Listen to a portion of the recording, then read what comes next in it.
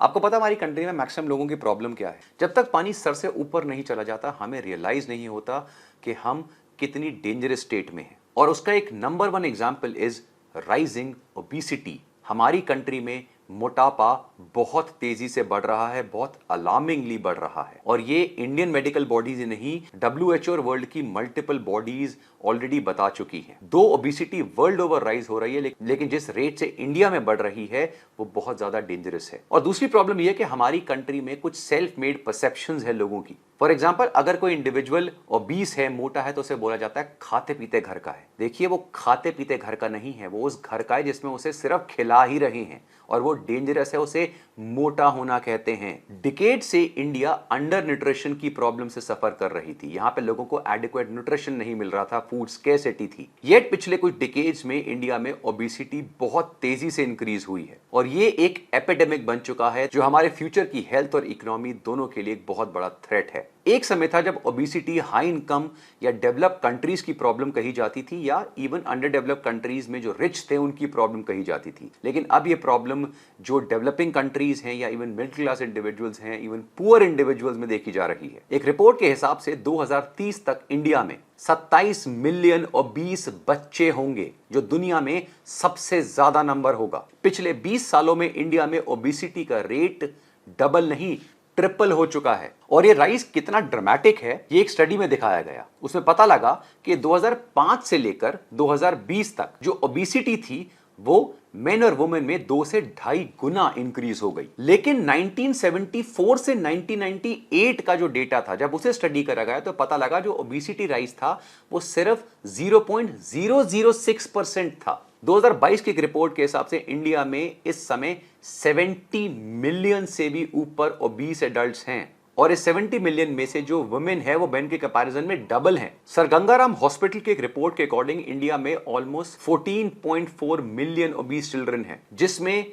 Huge amount of junk food या access calories, sedentary lifestyle और inactivity को blame करा गया है। दो ओबेसिटी वर्ल्ड ओवर इंक्रीज हो रही है, लेकिन इंडिया में ऐसी क्या प्रॉब्लम है कि इतनी तेजी से बढ़ रही है? इसका सबसे पहला रीजन आता है ट्रेडिशनल जेनेटिक्स और मॉडर्न लाइफस्टाइल का कॉम्बिनेशन। जो इंडियंस हैं उन्होंने अपनी लाइफ में बहुत ज्यादा डेप्रिवेशन देखी, स्पेशली ब्रिटिश रूल के समय बहुत सारे फैमिन्स वगैरह हुए, जिसकी वजह से उनकी जो बॉडी जेनेटिकली डेवलप हुई वो फैट को स्टोर करने के लिए डेवलप हुई। क्योंकि बॉडी जब इतने एक्सट्रीम अमाउंट ऑफ स्टार्वेशन में चली जाती है तो वो मेथड्स डेवलप करती है थोड़ी बहुत एनर्जी को भी अपनी बॉडी में स्टोर करने का, क्योंकि उसको पता है कि आगे शायद खाना ना मिले।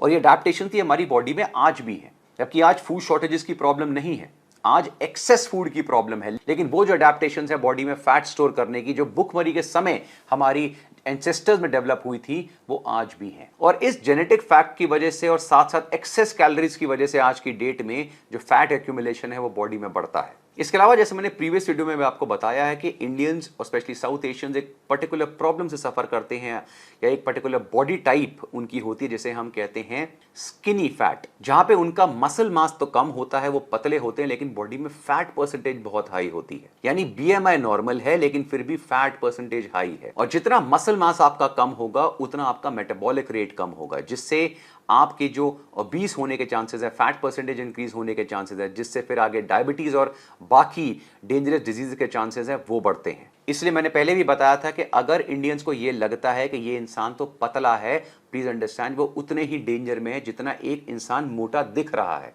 क्योंकि वो आदमी पतला नहीं है, वो स्किनी फैट है। जो इंडियन जिस प्रॉब्लम से सफर करते हैं उसका सिर्फ BMI कम है, जिससे कोई फर्क नहीं पड़ता, उसका फैट परसेंटेज बहुत हाई है। इसके अलावा जो हमारी खाने की गलत आदतें हैं, कैलोरी डेंस फूड्स और अल्ट्रा पैकेज फूड्स, इसके बारे में तो हम सब जानते हैं कि मार्केट में मिलने वाला जो जंक है, चिप्स, बिस्किट्स, शुगरी ड्रिंक्स या जो रेडी टू ईट फूड्स होते हैं, आज की डेट में हर एक इंडियन टाउन इससे फ्लड हो चुका है, भर चुके हैं ये सारे फूड, हर कॉर्नर में आपको मिलते हैं बहुत ही सस्ते रेट पे। और सिर्फ यही नहीं, हमारी जो इंडियन ट्रेडिशनल खाने की आदतें हैं जिसमें बहुत सारा तला हुआ, पकोड़े, समोसे, मिठाइयां हैं, ये बहुत एक्सट्रीम है। मैंने कितने सारे टाउन्स देखे हैं इंडिया में जहां पर उनके ब्रेकफास्ट में कचौड़ियां और समोसे होते हैं, छोले भटूरे होते हैं, पूड़ियां होती हैं हर रोज। इन लोगों को क्लीन डाइट, अच्छा खाना, न्यूट्रिशियस खाने का मतलब ही नहीं पता। जो नेक्स्ट प्रॉब्लम आती है, अगेन हम सबको पता है, सेडेंटरी लाइफस्टाइल। रिसर्च दिखा रही है कि इंडियंस पहले से बहुत कम मूव कर रहे हैं। On an average urban Indians दिन में 8 से 10 घंटे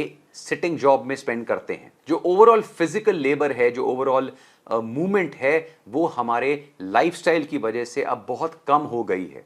पहले के समय में जहां हमें एक जगह से दूसरी जगह जाने के लिए चलना होता था, वहां पे अब बाइक्स हैं, स्कूटर्स हैं, कार्स हैं। सीढ़ियों की जगह अब लिफ्ट्स आ चुकी हैं। छोटे छोटे डिस्टेंस पे जाने के लिए भी रिक्शाज, ई रिक्शाज आ चुकी हैं। उसके अलावा हमारा increasing stress levels due to multiple reasons, हमारे पुअर स्लीपिंग हैबिट्स, और उसके बाद जो हमारा कल्चर है, जो हमारी फैमिलीज हैं, जहां पर हर चीज को खाने से, मिठाइयों से सेलिब्रेट करा जाता है, और हर तीसरे दिन तो हमारे यहाँ फेस्टिवल होता है, ये नहीं होता तो कोई रिश्तेदार आ जाते हैं। और इन सारी हैबिट से जब ओबेसिटी और बाकी प्रॉब्लम बढ़ने लगती हैं, तो फिर आते हैं हमारे इंडियंस की ट्रेडिशनल थिंकिंग, यानी उन प्रॉब्लम्स को टोटली इग्नोर करना जब तक वो बहुत एक्सट्रीम स्टेज पे ना पहुंच जाए, जहां पर या तो सीधा स्ट्रोक आएगा या हार्ट अटैक आएगा, या आप सीधा किसी एक्सट्रीम केस में हॉस्पिटलाइज होंगे। और यही रीजंस है कि आज की डेट में टाइप 2 डायबिटीज इंडिया में इतना हाई लेवल पे, इंडिया को diabetic capital of the world बोला जाता है।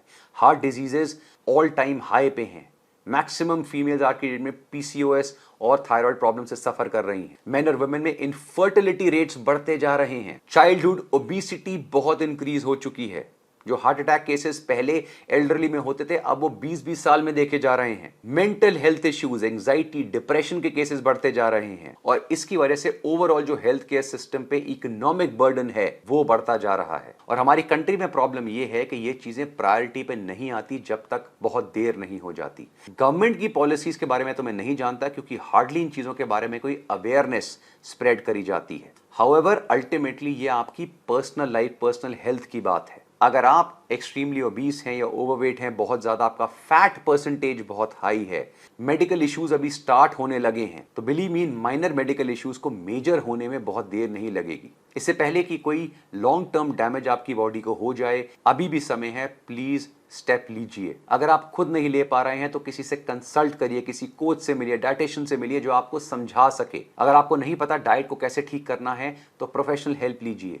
आपके आसपास इतने जिम्स खुल गए हैं, वो सिर्फ बाहर से देखने के लिए नहीं होते, उनमें अंदर जाके देखिए वो कैसा होता है। उससे इंपॉर्टेंट आपके लिए कुछ नहीं है। अगर आपके आसपास स्पोर्ट्स है, स्पोर्ट्स खेलना शुरू करिए, वॉक करना शुरू करिए, लेकिन स्ट्रेंथ ट्रेनिंग से इंपॉर्टेंट कुछ नहीं है। स्ट्रेंथ ट्रेनिंग को बेस बना के करिए, इसलिए जिम जाना बहुत जरूरी है। अपने घर से सारा कचरा, सारा जंक फूड हटाइए। जितना ज्यादा वो विजिबल होगा, उतना ज्यादा आपकी क्रेविंग बढ़ेगी। और ये बच्चों के केस में सबसे ज्यादा इंपॉर्टेंट है, जिनको डिफरेंस समझ नहीं आता। मैं आपको प्रैक्टिकल एग्जांपल देता हूं। मैं अपने घर में 95% केसेस में कोई जंक फूड, कोई सॉफ्ट ड्रिंक्स, कोई चिप्स, बिस्किट्स लेकर ही नहीं आता। अगर वो आते भी हैं तो बहुत जगह पे छुपा के रखे जाते हैं, सिर्फ कोई गेस्ट वगैरह को या किसी और को सर्व करने के लिए, छोटे अमाउंट में। हमारे घर में कोई मैगी नूडल्स या ये सारी चीज़ें नहीं आती हैं। मेरे बच्चों को थैंकफुली अभी तक इन चीज़ों का टेस्ट डेवलप ही नहीं हुआ है। आपके फ्रिज में जब हेल्दी चीज़ें पड़ी रहेंगी, तो जब कोई बच्चा खोलेगा, कोई बड़ा खोलेगा, उसे भूख लगेगी, तो वो अल्टीमेटली उसके पास ऑप्शन नहीं होगी, वो हेल्दी ही खाएगा। और लास्टली, इस कंट्री में हेल्दी का जो आइडिया है हमारे दिमाग में, उसे चेंज होना बहुत ज़रूरी है। उसकी परसेप्शन को चेंज होना बहुत ज़रूरी है। बड़ा सा पेट, फूला हुआ शरीर, गोल गोल गाल, ये प्रॉस्पेरिटी की निशानी नहीं है, ये मोटापे की निशानी है। आप मोटे हैं, इसे एक्सेप्ट करिए। नहीं कर सकते तो फिर कॉन्सिक्वेंसेस के लिए तैयार रहिए, तब आप अपने आप एक्सेप्ट करेंगे। और ऐसे बहुत सारे अमेजिंग वीडियोस के लिए देखते रहिए वी आर स्टूपिड।